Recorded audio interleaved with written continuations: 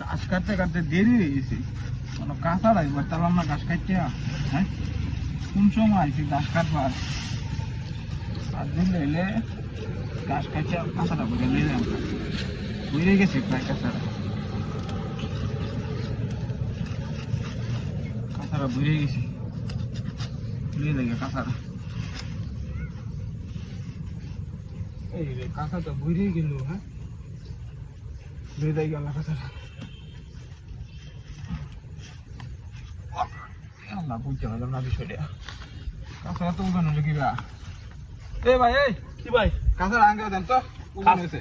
আরে কি কোন কাঁচা ওজন হয়েছে বেশি? হ্যাঁ হ্যাঁ, ধরেন। ধরেন। হ্যাঁ। আরে বাপ রে বাপ, কত ওজন কিয়া?